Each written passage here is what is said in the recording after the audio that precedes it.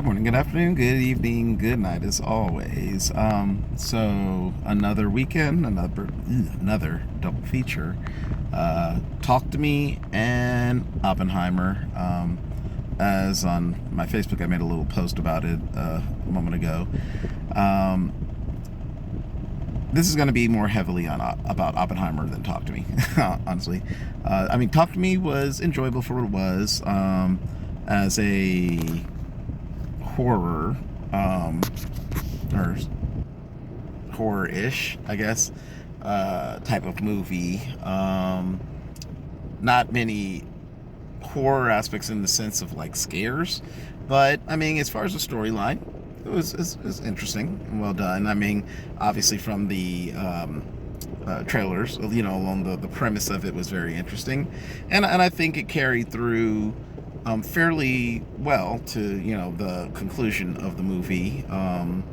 You know, Nothing that was like, I think, extremely surprising. After the very intro of the movie, but it was a fun time in itself. I think for any fan of movies, quote unquote scary movies slash dealing with the more mystic, occult, or however you were.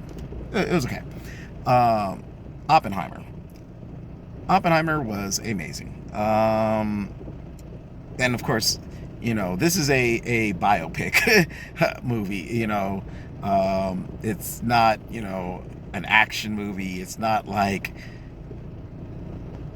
I don't even know how to say this. This is a movie that's very straightforward in the sense of telling the story of J. Robert Oppenheimer, known as the father of the uh, atomic bomb.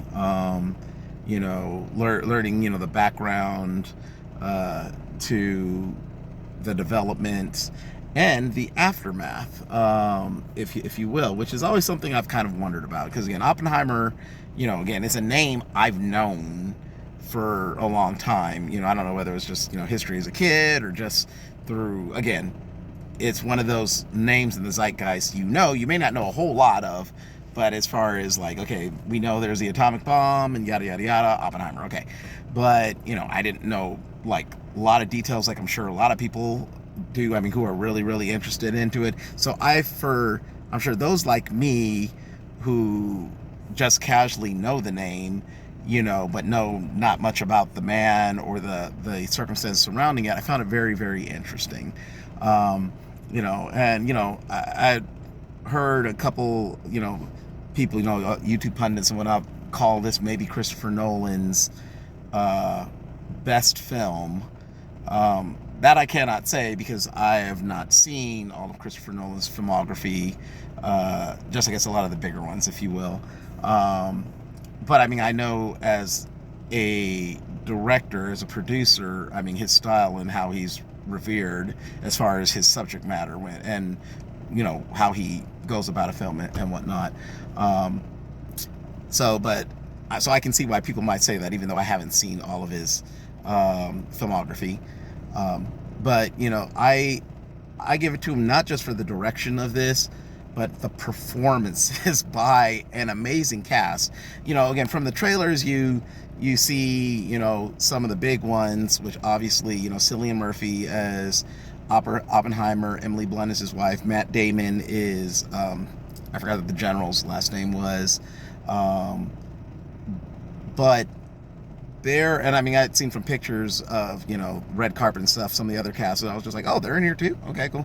But just their performances, along with those like David Dastmalchian, Florence Pugh, Josh Hartnett, Kenneth Branagh, people that I didn't even think, I didn't imagine they were in it by any means. Be it they have a larger role or a smaller role, which kind of fits throughout the storyline. They were just all amazing. Yeah, that's all I can really say. This film was very engaging. Obviously, again, Christopher Nolan put a lot of thought into this, and Robert Downey Jr. You know, who again, up until like, you know, within the last day or two, again, because seeing him in cast pictures and everything, I was like, Robert Downey Jr.'s in here. I didn't even recognize him as a Strauss, I think so. But yeah, just such amazing performances overall. I can see this being, of course, in the conversation, or will be in the conversation, in I'm sure many aspects. But I can see for all the major categories, be it, you know, director, leading actor, actress, supporting actor, actresses, you know, for awards when season comes around. You know, the Golden Globes, you know, for I forgot what the actual name for SAGs awards are, but and of course, you know, the Oscars, the Academy Awards, amongst many others. So if you are a fan of history in general, this is an interesting look. And I mean, just again, Christopher Nolan gives the depictions of course, Oppenheimer as a person, his thoughts and moral quandaries, again, as he is part of this project, as he goes in during and afterwards. And, you know, that's one thing I was really wondering, are they going to kind of give that glimpse into what he and others thought about the consequences? Because, again, as the quote, you know, and I mentioned this in my trailer reactions for Oppenheimer, you know, he quoted the line from the Bhagavad Gita, you know, now I've become death, the destroyer of worlds. And I mean, just that alone, saying that, from that point, he realized, okay, what a big thing I've become a part of. And you really see that throughout this film. So I give major kudos to, again, Christopher Nolan as a director, Cillian Murphy as Cillian, I never knew quite how it's pronounced, portraying Oppenheimer, and just like each and every person that acted or worked on this film is just simply amazing. And before I end this rant, again, I'm just going to give and throw in my thoughts again, you know, as unless something happened in the last 24 hours that I'm not aware of, which I know is not the case for this. You know, we have a writer's strike and SAG strike going on for the actors.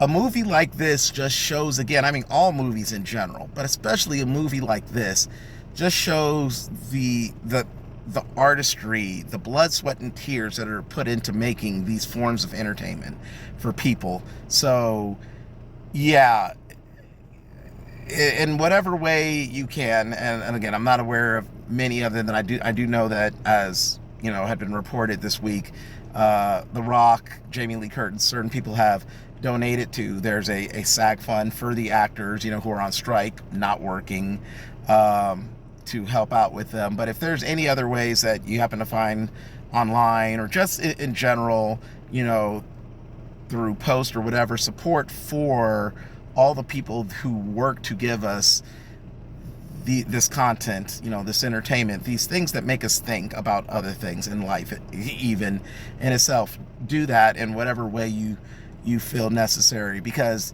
yes, the small little percent at the top, the, you know, again, you know, the DiCaprios, the you know, I'm not sure what, or even from this movie, you know, Cillian Murphy, Emily Blunt, you know, I don't know what kind of money they make, but you know, they're not, they're up the higher, you know, celebrities, I would say, but maybe I could be wrong. But I'm saying, you know, your mega stars who make millions and millions and millions of dollars, that is not the brunt of the people who work on these things. A lot of them are just like you and me. we're struggling to survive. We work to pay bills and live, basically. So, you know, as I know some people are wondering, you know, should I boycott this or not watch this or not watch this? No, I think if anything, that shows, you know, that will show Hollywood and whatever, that we enjoy and support these things that they work so hard to give to us. So yeah, in whatever way you feel, you know, you might be able to support your actors, you know, do so, even if it's just a mention on a page or something, because they deserve to get paid. They deserve to be able to live comfortably. I mean, not like comfortably in the sense of lavishly, but where they're not like wondering where their next meal is going to come from. Are they going to be able to pay their rent and whatnot, just like the rest of us? Like, again, so Rent over. Again, Talk to Me. Good movie. Oppenheimer. Amazing movie. That's my rant. Hope everyone enjoys.